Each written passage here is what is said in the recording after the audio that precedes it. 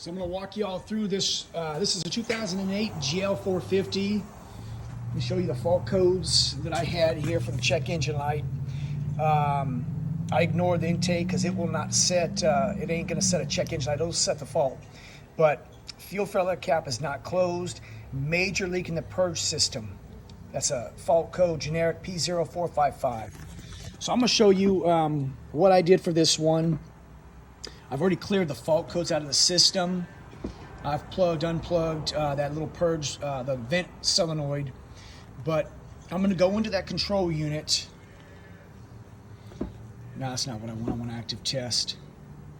But I'm going to show you something. Activated charcoal canister shutoff valve. So you've got to close that system to do a proper smoke test. But this thing is connected. There's no leak. That is not a leak there. But it said major leak. Remember that. That thing should have been pegged high. This is what I had to do to get my little fitting in there. I got to find me some way of doing a better job of some of these. But anyway, it's not leaking. That works. So my smoke is running all the way back to the system. I've closed it. And again, usually they have filters. This, it's not a filter on the inside. So I just use a little spark plug boot, close that vent line. And then I pulled the solenoid out of this vehicle. I've already tested, it's no good, but I've put a plug and a little swelled up a little bit with the socket. That system is closed. So let's go again and let's look.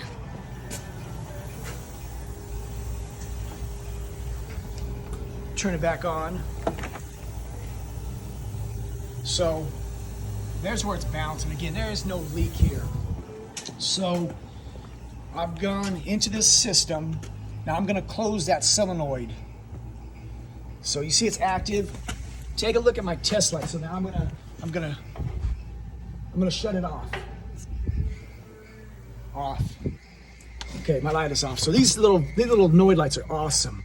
But I'm gonna plug this vent valve back in. And we'll do this together. So I'm gonna activate it. Again, active, so it should have closed. It's not working. It's not working, it's stuck open. So when these stick open, usually you see a fault and it'll say, solenoid stuck open. This one just says, hey, there's a large leak. So there is no leak in the system. As you see, we're gonna replace this little sucker right here, $122 part, and call it a day. I'll give this one away to y'all for diagnosis because you still got to confirm it. It ain't worth, you just don't want to shotgun these things. You can have, it could be a number of things, but anyway, a large leak is not very common on these vehicles.